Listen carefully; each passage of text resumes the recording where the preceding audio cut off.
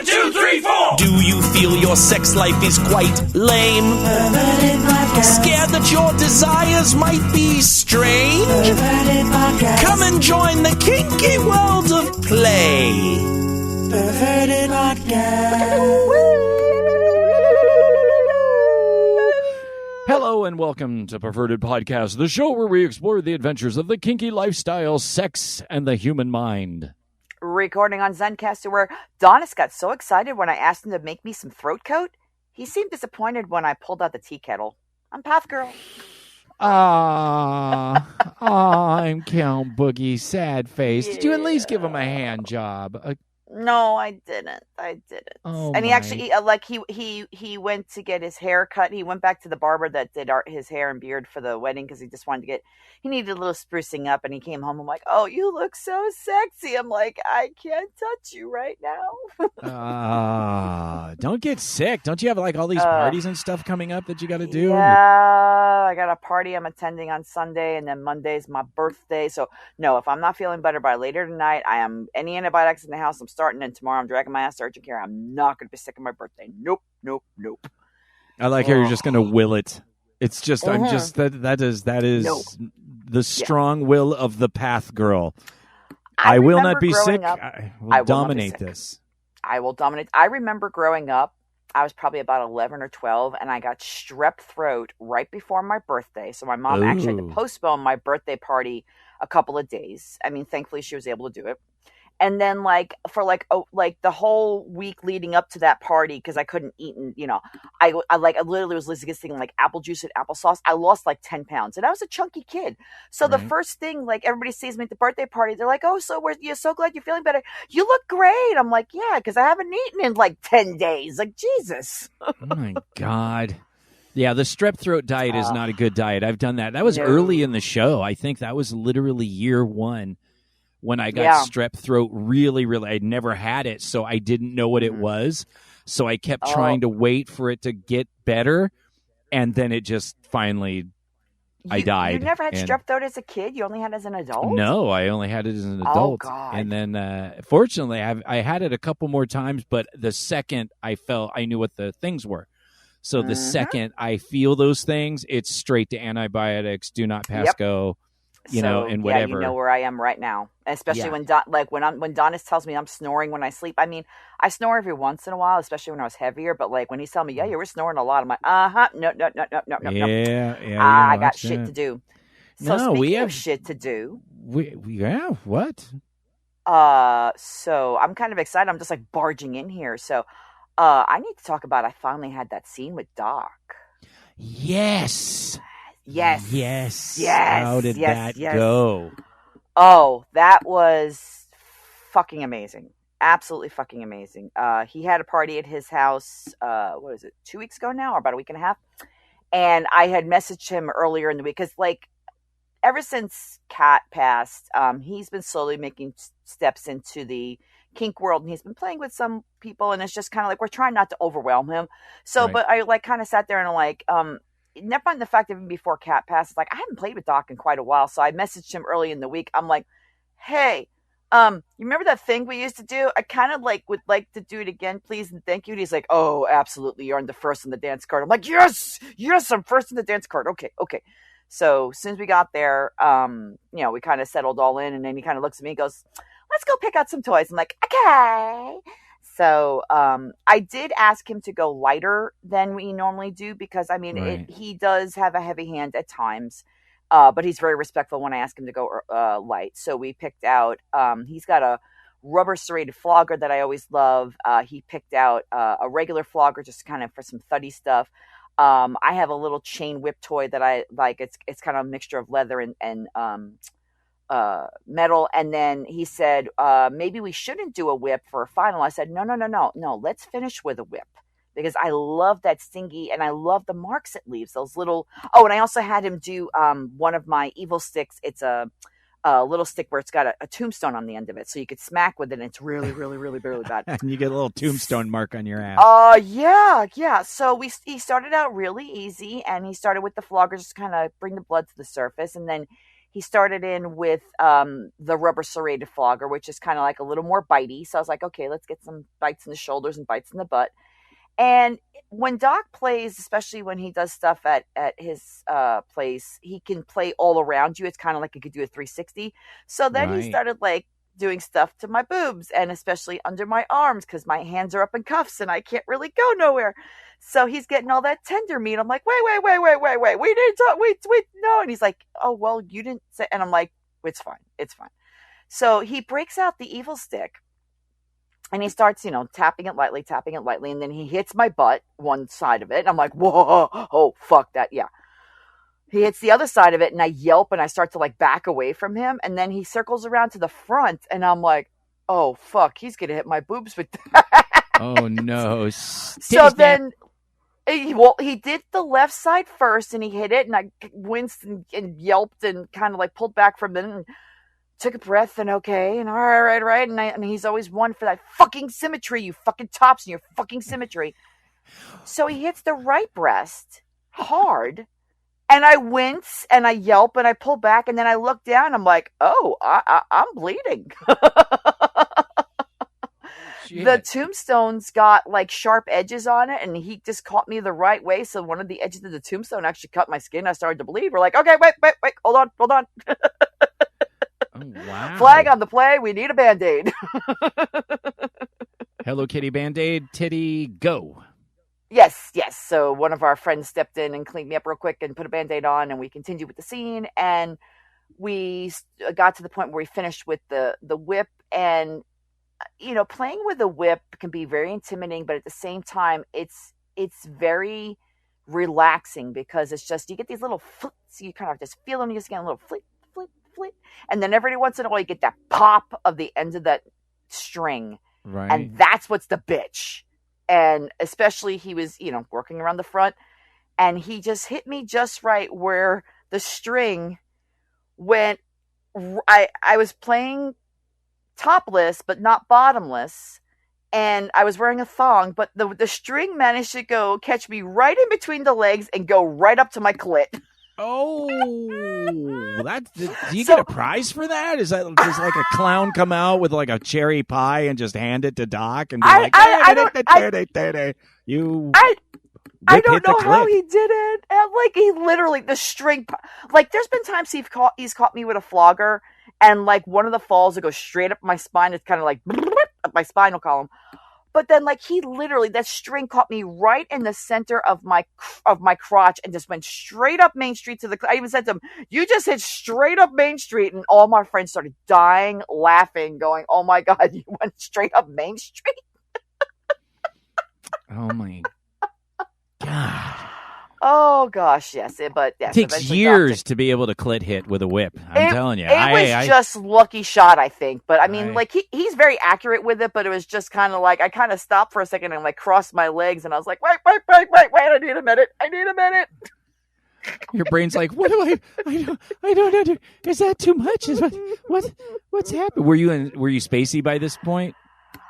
I only got a little spacey. Okay. There's a lot of kind of talking going on behind me, and people were also negotiating for scenes that they wanted to do. But there were definite points, especially like with my music coming in and out, that I like dropped into it, but I came back out. And I think it was also because, like I said, I asked Doc not to go too hard. So it's just like I didn't want to push my body to the point where I was going to collapse. I mean, as it is, the next day I was very relaxed and, a little spacey, but like definitely drained. So, but it was a wonderful scene. Thank you, Doc, for as always. I mean, he's an amazing guy, and he's got some amazing things going on in his life now that he doesn't want to talk about. But I love him to death, and I love that he's part of our tribe. I pretty much helped build it with Kat. So I'm fantastically happy that you guys, and I think you were wise to go after that long away from playing together, and just let's just do a hello scene because you guys can always shoot for the stars another time and. Yeah. And I had gorgeous marks, so yeah. Oh, so that's fantastic. But I will say, bitches piss me off. Why? Just gonna say, just right there, bitches piss me off. I just said it. Because you did a straight up thing. Maybe dudes do it too. I don't know. But I'm just gonna say, bitches piss me off. When you went off on symmetry, goddamn tops in their symmetry. Do you know how many women I've heard the exact opposite? Dude, get off the right side already. Or very early on, it was like the peeve of everything. If you work on one of the biggest bashes towards a top was, gosh, he kept hitting me on one side. Where's the symmetry? So then you're trained very early on. Hey, make it symmetry. Now bitches be fucking tripping. Now symmetry's a bad thing. Make up your fucking mind. Write a fucking ticket and let me know. Because what the fuck? I'm getting ready to start jumping back into this shit. Now I'm like, did something change socially? Is there a memo that's gone out? What's going on here, Path Girl? Well, and it's also because it's just like, especially like he hit the left boob. So you know the right boob is coming. And it's kind of like, oh, God, this is going to suck, but it's going to be good.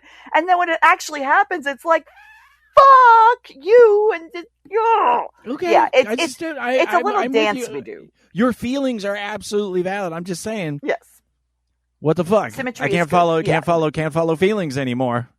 Yeah. No, I've heard more people complaining in a dungeon going, hey, stop hitting the same, there's been people I've played with where they keep hitting the same spot over and over again. I'm like, enough already. So, symmetry is good, but just fuck it hurts. Joking, Jesus Christ. Yes, I know. But I'm glad you're getting back out there. You should have like an anti-symmetry button, though. Because they're going to go for the second side. If you don't want it, you're like a wave, a kick, lefty only signal. Lefty only. Reach down and tweak his right nut. That lets him know stay on one side. I mean, there's got to be a signal without confusing someone. Because men are dumb. We're fucking dumb, Path Girl. You put us on a path and you say, this is bad. And we're like, this is bad. Don't do this. You can't throw a mixed message in there because then we're going to go, something good, no bad, no. And then it's just we end up playing with our feet and jerking off to weird types of porn. It's just a mess. You have to understand the dynamic that I have with Doc. I mean, the brattiness of like, fuck you and your symmetry, or like there's times he sits there and he'll hit me with the flogger and he'll hit me just the right spot. I'm like, oh, fuck you. And he hears like, you're welcome.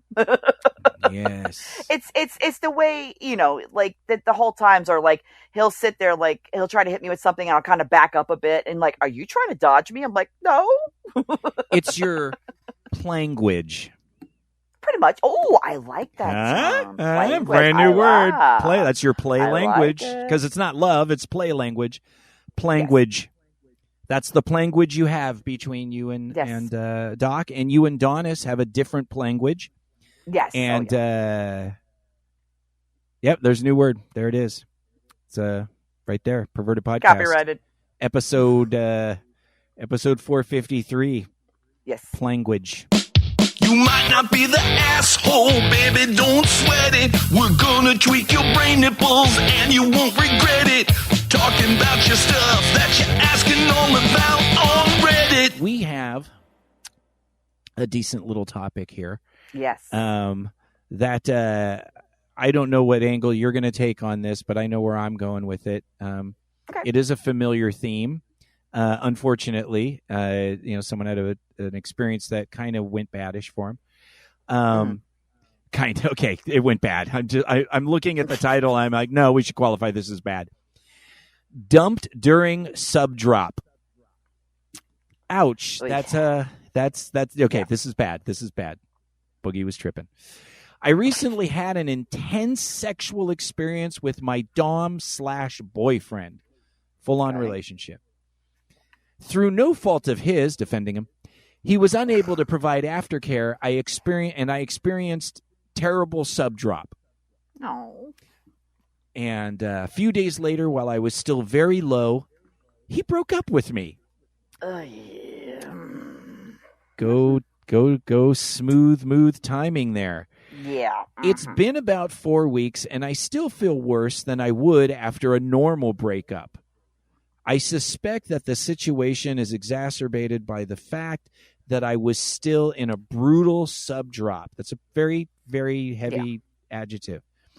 Yeah. Brutal sub-drop. Any advice on how I can address this on my own? I don't want to bring this baggage into my next dynamic. Oh, gosh. I'm going to read the last line again because that's where I'm gonna take this. I don't want to bring this baggage into my next dynamic. Yeah. Foreshadowing for me. Go. Okay. I wonder if this is her first Dom sub relationship, because I played around the kink scene for years, but when I was in my first DS relationship and I broke off that relationship because I found that he was cheating on me, it hit a lot harder than a lot of other relationships. I mean, there have been guys over the years that have broken up with me, and and I've dumped them. But I literally stayed in bed for about a day. I didn't want to do anything. It's just, it hit on a different level. And I think because we put so much trust in a DS relationship or even a top and bottom relationship, it hits differently than when you're just dating a vanilla person. Now, sub drop. Yes. For the people, for you're new to the show, sub drop is basically when you're doing a scene and all those yummy chemicals are coming around and you're getting that runner's high or getting that wonderful floaty feeling. And then all those chemicals goes away and you start to feel depressed. You start to feel tired. You start to feel achy. That's drop. Drop can be mitigated by good aftercare. Now this guy saying, oh, he wasn't able to provide aftercare. Bullshit. That's a full stop right there. Anytime you play with somebody, whether you're a top or a bottom, if you, for some strange reason as a top, cannot provide aftercare, it is your job to find that aftercare for that person, or at least make sure, hey, I'm not comfortable giving you aftercare. Who do you have for aftercare? Do you have a friend? Do you have a girlfriend? Do you have, a cuddle puddle of 2 or 3 friends? It is your job to make sure that, and it may even be that person doesn't need aftercare. It may be you play with somebody, they're like, no, I don't need it. But you still should have a backup plan of like, chemicals can hit bad or something goes wrong. Hey, just in case, can I borrow you to cuddle for a few minutes, or could you sit with me for a few minutes and get me a glass of water while I come down from this? Great idea. Now, once you're in sub drop, okay, it absolutely sucks. And a lot of people will say, take some time for yourself. Make sure you have plenty of water. Make sure you have a lot of protein. Make sure you do some self-care activities. Take a nice warm bath. Go outside for a walk on a nice day. Go treat yourself to a little something, something sweet, something you would do when you're feeling down. Then there's a difference between feeling down and sub drop, though. And this is where I'm worrying about, where she's saying it's been 4 weeks and she feels worse than a normal breakup. This is where I'm starting to wonder about, like, okay, if this is her first sub relationship, and like maybe she needs to start looking into getting a kink friendly therapist, because I think it's just sub drop would be for a couple of days while those chemicals burn out of your body, but after that, you got to really just start thinking about, you broke up with somebody, and that's a hurt on its own. You can't associate it with drop. Do you know what I mean? Well, I mean, if you look at how this went down, and once again, this is a very short post. We get what we get, and so we can only base off our observations. There could be completely different stories working in the background. But when you take what this was, let's take it, for instance, that it was yours, that this was a newer dynamic, and so there was that first trust. I mean, I've heard obviously master-slave relationships, and you've heard these relationships that are long-term. Those have very intense breakups because you've given up that power exchange for so long to your dominant, male or female, doesn't matter. You've given up that dynamic for so long. There is a huge void after that relationship ends. So I agree with you that regardless of whether this is a newer relationship or they've been together in this dynamic for a long time, when you have that dynamic, there is a big void at the end, and depending on how it leads up to that can lead to how quickly that's triggered. I totally agree with you that this is a case that's kind of compounded by a few things, because it wasn't just that there was a drop afterwards. It wasn't just that there was no aftercare afterwards. It's that in the middle of that, the dominant dumped you. Dumping is not aftercare. If anyone wants just a straight tip, that is, if you knew you were going to dump somebody, don't have a heavy experience with them 3 days before and then dump them. That's kind of, that's shitty. If you knew that this was coming, then you should have not had that play scene and worked on that situation and made that breakup happen. So it's just, there's a lot of things going on here and a lot of possibilities, but just at face value, no aftercare, no follow-up for aftercare, dumping after 3 days. There's a lot of shocks to the system all in one. And so I think maybe the play scene sub-drop, ran its chemicals, but you can keep re-triggering that. If you keep, and that's what trauma and PTSD and all that stuff is, it's, you don't have to have the play scene anymore. You can just, maybe she's just stuck in drop because she never got to get past the drop before now she's in the breakup. Yeah. And so her brain is still kind of pretending this is still a play scene drop. And so it's releasing the same chemicals. So she's in that. And at that case, that's what you really have to deal with. And of course, if you have a quality therapist that's available, you can afford it in your area, that's great to go. But regardless of what your resources are, you're going to kind of have to deal with this. You're going to go out, have to go outside of yourself to deal with this. Let me say that. You're going to need to either get with some close friends or some sort of support group or codependent, whatever, you need to do something that's not you, because if you're still in it in 4 weeks, that means you're now in a cycle. Yeah. And you're trapped in that cycle, and you need an outside source to help pull you out of that. Yes. Otherwise, eventually you'll find a survival for it. But if it's been 4 weeks and you're still in that exact same sub-drop feel, then you need to be kind of pulled out of it. And that's going to be doing things that are different than what you're doing now. So I completely agree with that on that. Did you have more comments on that before I? Well, and it's just, I know you're going to talk about bringing the baggage in the next dynamic. And it's just, I would give yourself the time to heal from that. I mean, it's just, there's no rush into getting into that next relationship. And we all know that dom sub, top bottom relationships are awesome.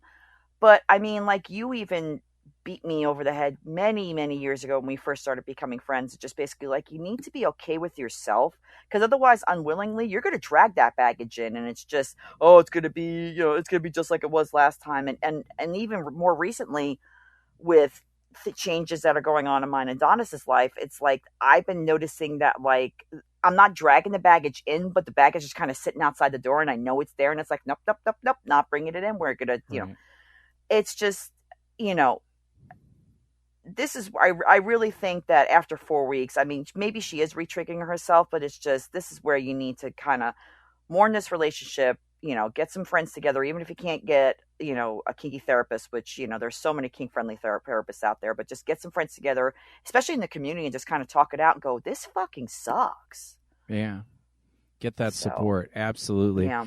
As far as the baggage, I mean, you said obviously what we have both agreed on for a long time and talked about a lot on the show, which is, maybe right now worrying about the next relationship isn't the priority for you. Yeah. Right now, the next relationship will come when the next relationship comes.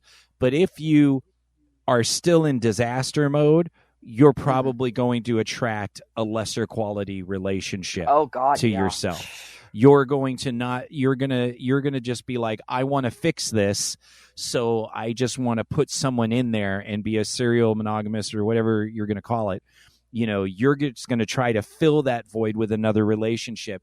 And this is a part of your psyche that's really calling out to you for some personal time and attention. Yes. For some looking. Yes. This is, your body is screaming, because you are an individual. Your brain, your body, your biology all survives as an individual. The relationships that we have, the connection that we have, the intimacy that we have with other people is always secondary.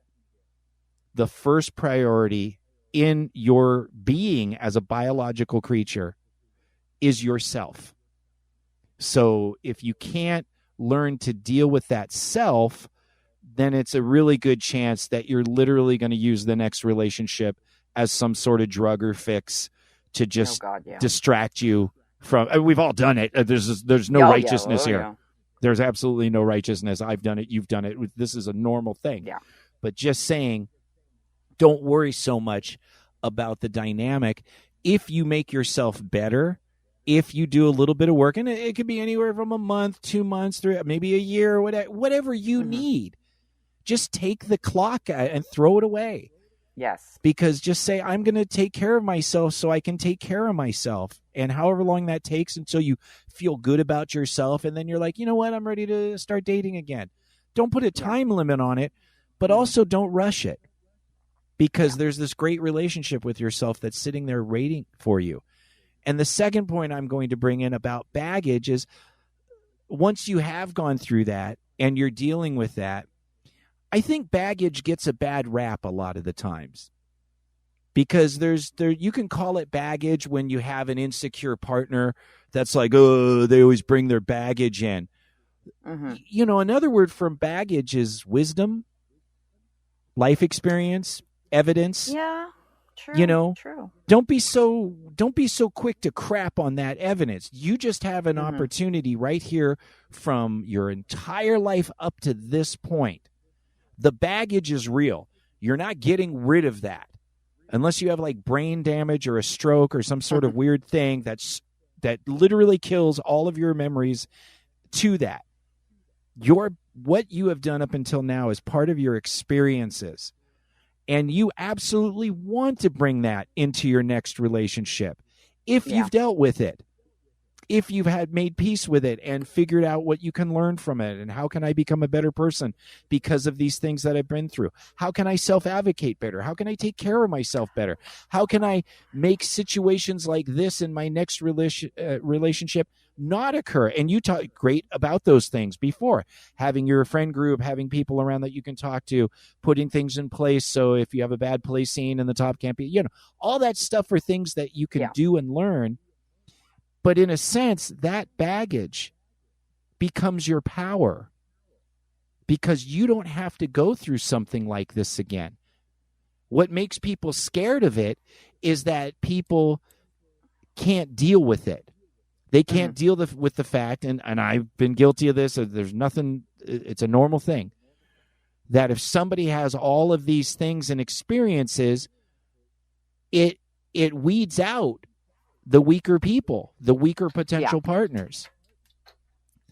Now, then, if you bring that baggage in a negative way, where you're basically treating that everybody is going to be exactly like these previous people that hurt you, that's the negative side of baggage.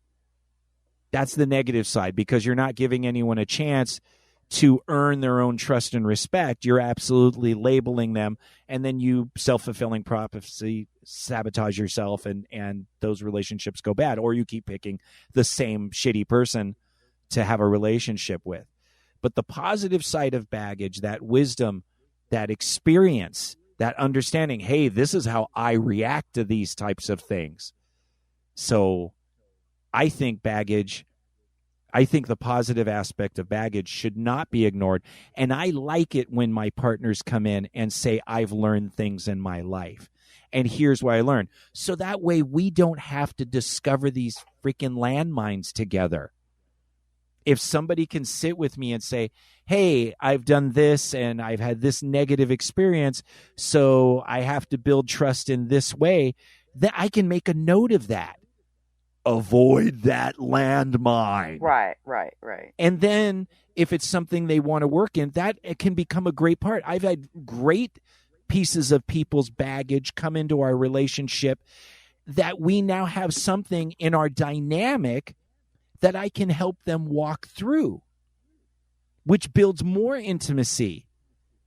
Because now you're struggling with this, or you had a past abuse or a thing or a fear of needles or any of the numbers of things that we do as dominants to walk with our partner through as a submissive, that can now be something that actually builds the relationship.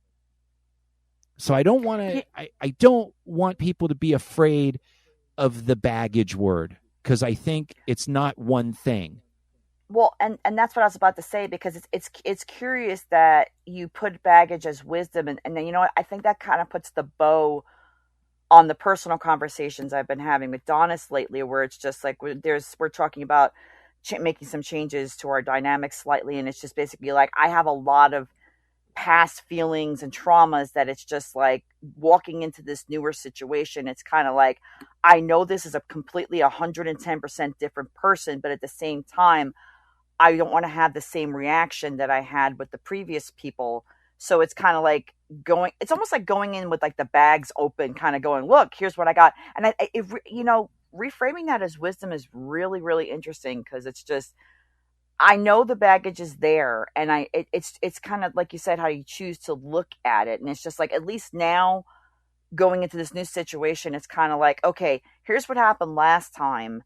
And I'm walking in fully aware about this could trigger it to happen the same way. But at the same time, Donis is a completely different individual from the last person. And I know certain things with him and certain things with that previous partner are completely different. So wow, that really puts a good bow on it, where it's just, you think of everybody always says, oh my God, they have so much baggage. And like, actually putting it as baggage as wisdom is like, wow, that needs to like be like on bumper stickers, and like, wow. Well, I'm sure it's on a million bumper stickers said in a bunch of different ways. Just, it's how you deal with your past, how you that stuff becomes valuable.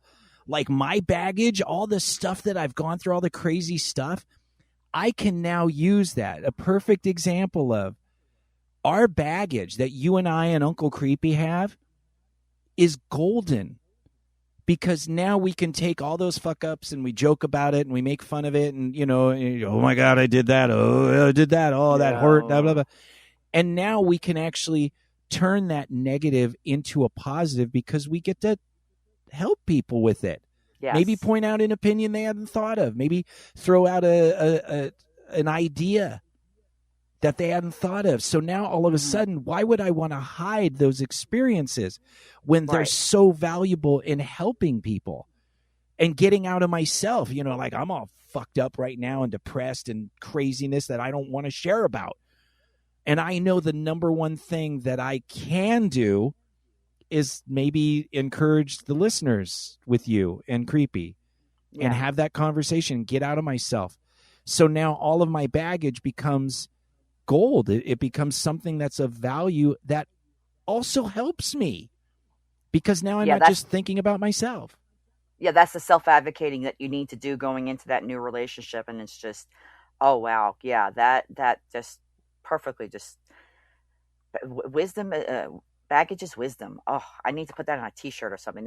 It's so simple, but it's so profound in the fact of like, it's what you're doing with that baggage. If you choose to sit there and wallow in it, of course your next relationship's going to suck. But if you choose to say, I've learned from this, I know what I want to do for the next relationship, and move on, whenever that time is ready, that new relationship's going to walk in the door, and hopefully it'll be awesome. I think so. Look at that. We cured baggage.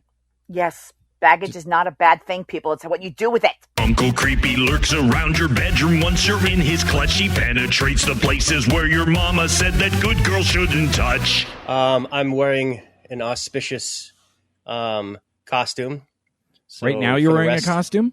Oh, yeah. So for the rest of the episode, please refer to me as Darth Creepy, because I'm wearing Darth Creepy. Yeah, I got my Darth Jedi robes on. Dark Jedi robes on. Dark Jedi. Yeah, okay. Darth Creepy. Well, Darth Creepy's conundrum of you and Mina now getting deeper into the swinger thing, if I remember. Yeah. What's the update on she's almost going to men now. Yes. And you're kind of your current situation of dealing with that. I think it's good for the listeners to hear your process. Yeah, so for the longest time, Mina and I have been poly. I had mentioned this when we started our relationship. We didn't really date together. I was always dating people, and Mina was kind of just on her own, not really.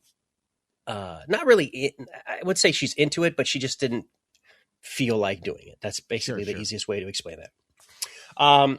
So long story short, we've done through some processes. We've had our ups and downs. And with starting to date Plushy, Mina has started to come out of her kinky shell, so to speak. Okay. She's done her scenes and stuff, but she's never had another male entity that she has had sexual contact with. Right. I've taken the virginity from all her holes. I'm the only penis she's ever touched until recently. Oh, really? She was a virgin when she met you? Yes, sir. Yeah. Oh, wow. So this is kind of a big wild, step right? for her. Got Yeah. it. Okay. And I've pushed her a lot, and I'm bad at it. I'm bad at. You're a man. And I'm still. It's okay. Yeah. Thank you. Yes, I'm still amazed at how I get laid, but that has always ended up poorly for me. Right. And so recently, she knows this individual who was at the Feywild event. He's a pretty good person, very well vetted, and most importantly, I don't think he's a threat to me. So that has made it a little bit easier. Is what you're saying? Well, micropenis comes in 4 seconds. No, no. I would say even keel on that, but okay. He's very vocal with his wants and desires. He doesn't joke or lie or anything like that. He's very honest, and he's very much into what he wants. So he's not like a dominant. He doesn't give that energy like, I'm going to show you, boy, and take your woman kind of thing. Because you can feel that when people. That's why I don't like playing with. I'm just being honest. That's why I don't like playing with other people's partners. Right. Because when I play, I want to own. And so I come in and I want to do my best to just envelop that person. And so that's not really, and I'm not saying that like whatever it is, what it is, they're obviously not going to leave their person for me. But in my mind, that's kind of my intention, is that I'm the dominant predator. And so I don't want to be that. And because then you're having a play scene with somebody else. You're not even having a play scene with the person you're playing with. You're now having a play scene in a territorial battle with the other dominant, and that's just like that makes no sense to me. Yeah, it's not fun. But he is a top. I'm not too sure about anything else. Without giving up too much information. So they went out, did a small little thing in the forest where Mina was able to grope him and get him erect. Nothing else happened, and she enjoyed it. And great. He came back and had a big long conversation with me. He's like, "Hey, Mina's hot and cool. I like her. How do you feel?" And I was like, "What does that matter? Like, I don't know." I was like, I don't know what to say. Well, it was nice of you to say, but you damn well know that is exactly what you were hoping would happen, that you would get that respect from him, that he would acknowledge you as the primary and have that conversation about you and your feelings, knowing that we're fucking dudes, and dudes get territorial and jealous even when they say, no, it's cool. It's totally cool. I'm totally cool with it. It's totally cool. And you're not totally cool with it. So he did exactly the right thing by pushing through that.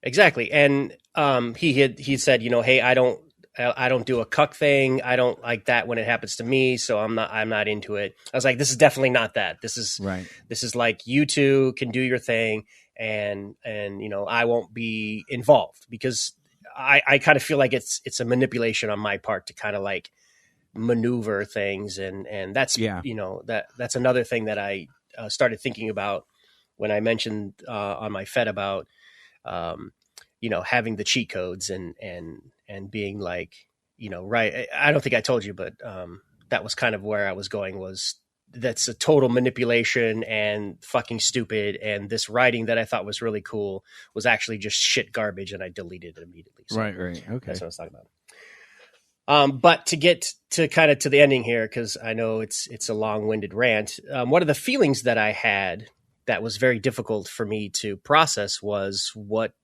this, like, to tie it into Star Wars, this phantom menace in the back of my head, or a splinter in the mind's eye. It felt wrong. Like there was a feeling that I could have that I should have had, and I didn't quite recognize it until the other day when I was talking to Dawn, my other partner, and I realized it, and I said, "Oh my God, the feeling is my body is saying, hey, you need to feel bad," and my internalizing of that was no, and so my body was like, "Well, we need you to feel bad. Here is that phantom menace you're feeling." So you're supposed to feel bad, but you don't actually feel bad, and so you're manufacturing a bad because that's something kind of. Yeah. So I that was the epiphany that I got with trying to get to that space. So to get past all that, I'm doing another push. I'm stepping outside of my box, and I'm going to do something that I have never done. My partner will be going to a swingers party next Sunday, as of this recording, and Mina will have a scene with Plushie where Mina will be blindfolded and basically splayed on this table, and people, some vetted people, but strangers to her, will come up, both male, female, and miscellaneous, will come up, grope her, touch her, do everything basically but fuck her. And at the same time, she'll be having her hands free so she can touch male genitalia, she can touch female genitalia, she can touch all the different parts and still be involved. She will not know who she is touching. And that is something that I have never planned or So you're going to be there. So, you're going to be there as the kind of the watcher. Well, Plushie's going to take care of it. These are all vetted people. It's kind of a stage show. So I will be there, yes, but I'm going to be very much there to help and assist. And then when the scene is over, to kind of clean up the stage and put stuff away for Plushie so they can do their aftercare and stuff. So that's kind of where I'm involved. I can participate and maneuver and touch and feel and stuff, but yeah. So that's where we're at. So Plushie's going to be the enforcer, or they're both blindfolded. No, Plushie will also. Only Mina will be blindfolded. Okay, so Plushie, but Plushie's also playing. Well, yeah, she'll be there. Who's kind the of enforcer? Manipulating. It will be. There's a couple of DMs. There's people watching. These are all people that Plushie knows. They're all vetted. I'm just going to give a suggestion. Yeah. For this scene, her first scene where random people are going to touch her, there needs to be somebody on top of her that's watching her face and seeing what her cues are. And because it's just, this is a very new, you're going, someone who's basically a virgin other than you is now doing something where a bunch of random people are going to be touching and whatever. And it's just, there should be an enforcer that you trust that can be there, that can do those check-ins with her, that's not also playing. If somebody, if a co-partner, can watch out for you, but they're also playing. If their headspace changes and they get subspace, or whatever, it's different. But something like that, you should really have, even if it's not you, it should just be, you should have an enforcer there, especially if somebody just does something where you can see she's reacting and they don't know her reactions and they put in a finger, stuff like that. It just, for a first time. So it's not going to be like a free-for-all, everybody just start clamoring all over her. Yeah, but it's going to be like a number of people. Yeah, but I agree with you. I think it's a good idea. I believe Dawn will be there to kind of keep an eye out. Mina knows how to talk to scenes. She's read it out of scenes and stuff. So yeah, I think we'll take some extra precautions on that just to be sure. I mean, I'm not being a bitch, but I've seen so many things go. There's a lot of facial gestures and a lot of time like, oh, this isn't, whatever. Shit can happen when you add more than one people and you haven't seen each one of them play specifically with that person. Stuff can happen. Stuff can happen one-on-one. Yeah, and this party is a little bit more closed off. It's not an open invitation sort of thing. So all the people that are there, are vetted and well known in the community, which is one of the reasons why I went to it. So it's not necessarily like an open door. Oh yeah, I think she's going to have a great time. The most likely is, but it is like, oh, you're going. This is a 0 to 60 kind of thing. you know. And well, I mean, she's done group sex before. She's done, we've had multiple female partners before. We've had her tied up where we've molested her and done other stuff to her. I people that she knows. I'm just being conservative with, because I've just seen things and I can't wait to hear the report on how it's going. I think it's good that you're growing also. And you're pushing yourself and you're allowing yourself to have feelings and to discover that you don't have feelings even when you think you should have feelings. And you're not tripping yourself up on that shit. And I think you guys are on a good path with this being healthy, this being something that does what it's supposed to do, which is, first off, be fun, and then second off, build your character and your relationship with each other, and find new places to go. I think it's real cool. Yeah, and go ahead. Path Girl and Donis will be there. That's there. I'm sure you can talk to her about it and kind of get her side of it. Right. So we'll definitely have it be a pretty good scene. And then I guess we can save my scene for after. Sure. Yeah, we'll talk about that another time. We're gonna get into a short topic, but I think it's very good, and I'm glad we talked about it because these are very minefieldy kind of emotional things that are happening, and so I think it's important for our listeners to see who's, for better or for worse, Yep. We just hope for the best. But so we're going to jump into this topic because you just described a relationship where you are building something and you have specifics and you guys negotiate and you guys have discovered things about yourself. This is your wife. This is somebody that you have a life with, that you're planning on being long-term with. You did find a kinky person to marry. And now here is a topic about somebody that is now questioning if that's even a it's whenever someone says, am I asking for too much? This just says I'm frustrated and going to vent. That's what this topic is. We've done these before. And even though it's about the internet kind of thing where they're looking, I thought there was another angle about expectations and things like that, especially after hearing you talk about your relationships and how you've grown with them and that you are in an incredible place right now with incredible partners and everyone's communicating and you are living your best life right now. So I think that's important for people to know because this person doesn't believe it's possible at this point. I'm a sub. I've always wanted my dom to also be my partner, eventually my spouse. So kind of like where you have. Because of that, I also want to talk to them outside of kink and have regular conversations. So right there, I'm seeing, okay, this is somebody that hasn't probably been in the community for a long time and has had a number, but then we're going to find out it's online. So this is normal. I thought I met someone who wanted that, but once he found out I was sub, the conversation very quickly turned to kink and pretty much stayed that way. He asked how my day was, but then how nice of him. Hey, how's your day? So, can I finger your ass over the phone? Okay. He ghosted Send me nudes. Yeah, he ghosted me to send nudes. He ghosted me today after talking about my feelings on my grandpa passing earlier this month. What's weird is his last message, he opened up about his experience losing his grandfather. So at first I thought it was like some mistake. We're getting into online ghosting drama now. Then I thought it was maybe because I didn't respond for 30 minutes. And I'm like, okay, we're now into another world. I'm rambling. Yes, she was.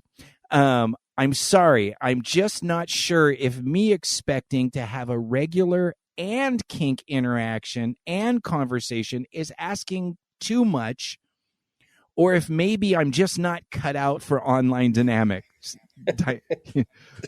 Okay.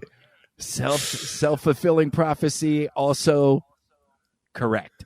I do struggle sometimes with answering people, and now she's making excuses about, her, that somehow that this is because she didn't respond in the proper time, which is all self-sabotaging bullshit, really. Agreed. I guess I'm hoping for some honest feedback, blah, blah, blah. Am I expecting too much or just looking in the wrong place? Bam! Answered her own question with the last 3 words. And once again, our show. That's our show. Thank you very much. Send nudes. So once again, there's a lot of this online stuff, and we're going to talk about expectations with online, because it before I let you go, we who have been around for a while, I've done online. A lot of us have done online stuff. Some of us have great times online. There are good relationships. They're not all 100% bad, but they are kind of the lowest form of relationship that would lead to something real and intimate. It's very, very fantasy based. It's very much people, you don't know if they're even married or not, or cheat. There's so much about online that you just don't know. It is pretty rare for online to lead to a serious, intimate relationship and marriage. It's just, those are just the stats. It's not an absolute, but it is. But that's not really what I really saw in this, because we haven't talked about relationship expectations with kink, because there are so many types of relationships. But that's what I'm going to talk about. So I'll let you go, and then I'll dig into some stuff. So one of the things that I wanted to point out, which was funny to me, is so small segue. We've all watched pornography, and some of us have watched it on VHS. Right. And sometimes, when you're like, oh shit, I'm going to crank it again, you put the VHS back in the player and you fire it up, and the tape starts exactly where you came at the last moment. Right. Right. So you sometimes you'll come back to that and you'll be like, what the fuck was I watching? Why is this scene on? And that's kind of what this reminded me of with this guy, where he's like, oh yeah, she mentioned her dead grandfather. I'm going to mention my grandfather. Oh, and he got what he wanted, and he ghosted her, and he's like, oh God, I just talked about my dead grandfather while I was jacking it. And and pause, erase. Yeah, get in for our younger people that literally don't even know what a DVD is, let alone a fucking VHS tape. There was no, it wasn't like data where you could just jump ahead. It was a tape that rolled in a linear fashion, and you stopped it at a certain point. And it sounds like there's a possibility that this guy, or he's like, oh, I got too intimate, I shouldn't be talking about this. I'm here for kink, Yeah, I really feel that, like, with the way that, like you had said, how the online stuff goes, is that a lot of dudes will try and get, what they can from women in some form or fashion. I think you called it like online flashing, those flashers who would show their junk in the streets and stuff to get the reaction. This is basically the same thing, but online, I feel. He got his jollies. He had no interest in dating this woman, period. Right. She didn't recognize or even converse before, getting into this kink stuff. As soon as she mentioned kink, he's like, oh, I got you. Let's start talking about it. And I've done that too, where, back in my original days, like, I didn't bring up sex because, I knew that conversation would start. And then once they did, I'd lay it on thick and be like, oh, I have a penis. You want to enjoy my penis? You just talked about sex. Let's now that's all we're going to talk about, because that's actually all I really think or care about. Yeah, but I'm not going to say that because for some reason I need to manipulate into your pants. That's when we start leaving the principles that we have learned over a long time just cause more problems. It is so much better to just come up front and, phrasing. Well, space phrasing. Sorry. Are we still doing phrasing? We're still doing phrasing. Sorry, I am on my 18th time watch. I literally finished watching Archer yesterday, and 15 minutes later went right back to number one. I'm now in like a. I watched a 3-hour long Archer expose the other day, and I was like, I should send this. It's all I'll watch it. Yeah, send it to me. Yeah.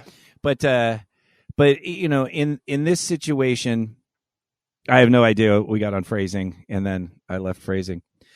But Well, we were talking about being honest with your intentions. Right. The upfront. Thank you very much. Very good listening.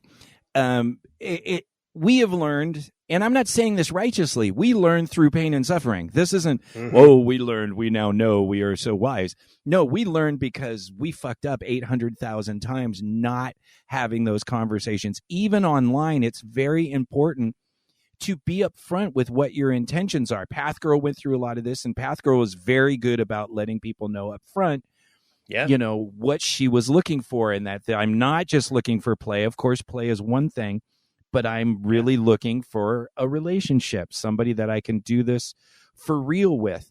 And if you don't share that, I mean, even if you do share that, like you were talking about manipulation earlier, when you're online and you don't have the ability to really backtrack or vet this person, then they could say, yeah, I'm looking for a wife, be my wife. And they have 20 fake wives, in the background, 20 women that they're, send nudes. And now I have this collection, and then they just ghost you when they don't. So that is a part of online, but you can really mitigate a lot of suffering the more upfront you are with people, even in real time, obviously in real time, but online it is that way. Do you have other comments before I dig into some I think stuff? With what you said, I think when you are open and honest, like, we're online dating, we're animals, we want to fuck. Girls want to fuck, dudes want to fuck. Right. It's in our DNA. So knowing that kind of should take the pressure off of you. Like, you are on this web page to seek a connection, and that connection will include sex. So if your focus, either receiving or trying to get sex all the time, with these messages, you can see kind of what people are looking for. If the conversation, no matter what, swings back to sex and then doesn't continue unless you talk about sex, you're gonna start learning the lessons that we had, that this person is trying to just get laid or get some kind of sexual interaction from you and doesn't want anything. If that's what you want, then God bless you, send me nudes and I'll objectify you, no problem. Sure. But that's kind of another thing that I've dealt with talking to, people online, is they know that I want to see them naked. They know that, who I am and what I'm down for. So I think if you're honest with yourself, it's going to be a lot easier, especially when you can start recognizing these types of people who are, rampant online, and immediately dismiss them for something more genuine. All yours, bud. I'm definitely on the same page with you. The only thing I kind of have in my notes is kind of the sad statistics of what this person is looking for. And sometimes you really do have to be realistic. And and Pathgirls talked about it before, because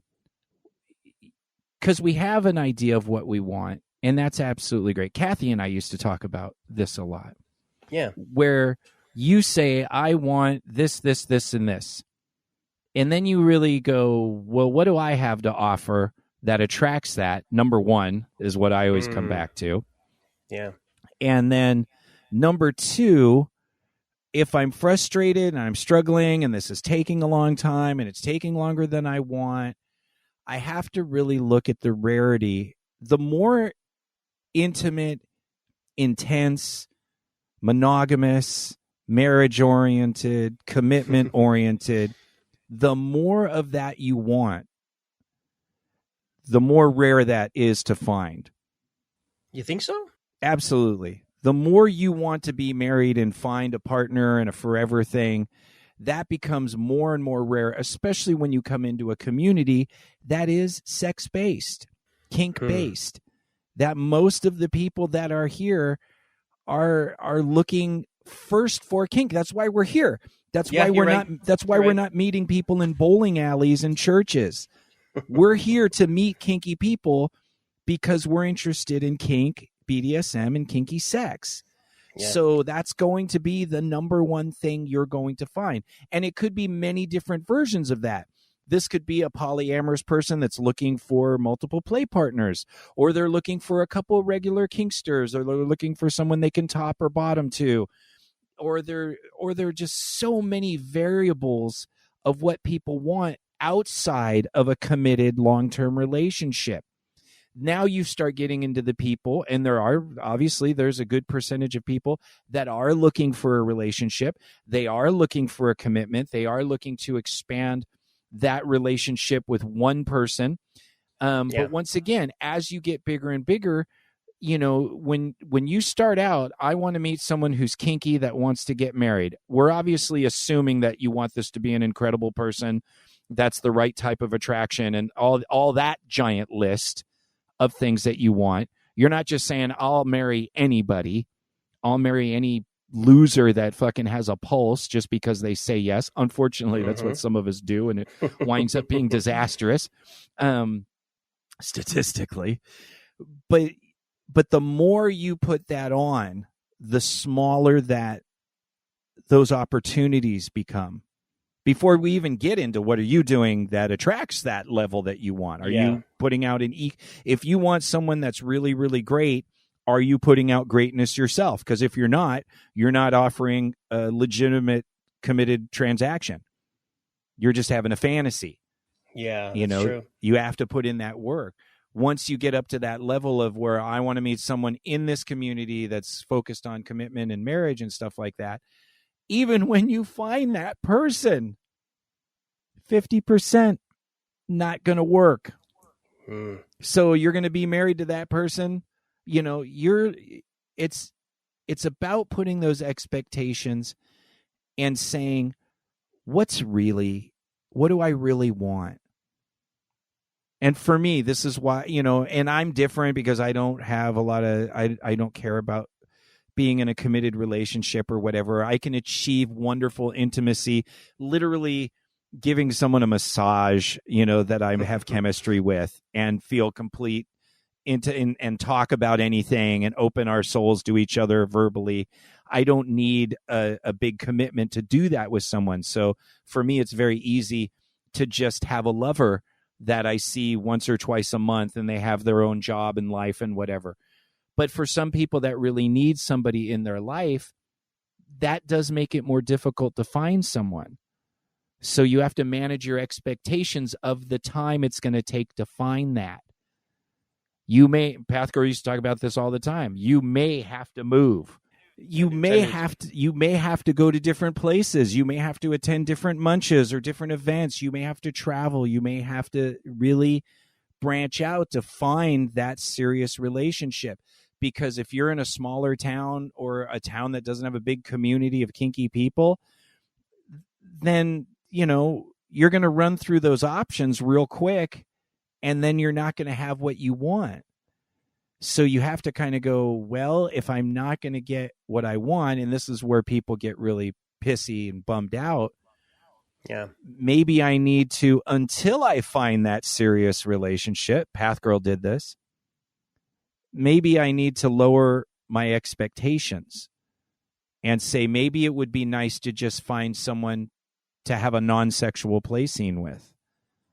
Maybe it would be just, something satisfying to me to right now while I'm still looking, because you can get super depressed. I've seen so many people get so depressed because they're not finding their Prince Charming or Princess Charming. Yeah. And now they're literally alone and sad and whatever.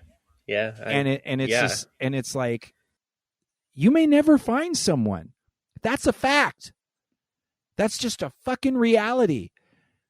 There are a lot of people, especially if you have some sort of self-avocation and a self-worth and you want something that's a step above loser. There's a lot there. You may be waiting a long time and you may never find that. So if you come right out of the gate going, I want this, and this, well, if you don't find it, you might have to adapt that. Be flexible. Well, I mean, I don't know if this really applies because, you know, it took me 25 years to find somebody, and Right. my expectations were very fantasy based and not grounded in reality. And because of that, not only did I, you know, end up with a giant fucking hose beast that, you know, almost ruined poly for me. I accepted it right away because it was any sort of attention. And Right. I mean, I guess this kind of does apply because, like you said, what did I have to offer? Well, it was just my penis, and Right. and I grew from there. But you know, I should have had, you know, a better understanding of what exactly was happening, and because I rushed it, and I made it fit the fantasy and the you know, the agenda that I had, it didn't work out so well. It often doesn't. And I feel for this person because, you know, it sucks when you really want something and you have a fantasy and you've been socially programmed to happily ever after and whatever. But we are finding out that for millions and millions and millions of people, that's not going to fucking happen. You know, and you can either get grumpy and bitter and go get a cat, or you can fucking adjust what you desire and say, well, what do I need? I need connection and I need intimacy. Of course, it'd be great if I find the person that I love and that takes a few years or 10 years or however long it fucking takes. There's nothing wrong with having that as a goal. But don't make yourself miserable by cutting yourself off when what you're really looking for is intimacy and not that feeling of loneliness, that connection with other people. Do you have good friendships with people? Do you have good camaraderie with individuals? Can you achieve a certain level of intimacy, even though it's not sexual, with people that you care about? Those are the things that are going to keep your mental health in check while you're on this big quest. True. And also you need to be able to be comfortable with yourself. You need to be able to do all of those things for others, but be comfortable with yourself. Be ready to introspect and be not even necessarily a whole person, but a person that's got something to bring to the table instead of, you know, I deserve this because I've been so lonely. Yeah. Or I was told that I have rights or I'm entitled to this. Yeah. You're not. No one's entitled to love. Not a fucking person is entitled to love. Go earn it. Get the fuck out of here. Yeah. If you think you can just get it without earning it. Fuck you. I'm not that pretty. And even if you are that pretty, it's only going to be a couple of years before they get sick of your shit anyway. Yeah. You're going to not be pretty. I've dated a lot of pretty women, and then after like, you know, in my younger days and all of a sudden you're like, wow, that's really not cutting it. This person's really toxic. Yep. Yeah. And, you know, I don't know. Sometimes I see like really hot women and I'm like, why am I attracted to her? And then like I see something, I'm like, oh God, she's crazy. That's what I'm attracted to. She's a certified insane person. That's your suicide, not mine. Holy shit. Give me the nuts. Give me the crazy pussy, dude. It's mine. No, I earned it. I deserve it, dude. Dude, I sniff cray cray from a fucking mile away like a shark in the water. I swim as though there's a fucking flock of orcas. I treat cray cray like a flock of orcas, and I'm like, not going there. I'm just gonna swim over here and eat a jellyfish. Holy shit. Well, we cured expectations. We cured expectations. We cured ghosting and the online dating scene. Darth Creepy signing out, man. I'm off to use the force myself onto Mina's vagina, probably. Well, go. May the force be with you. And also with you.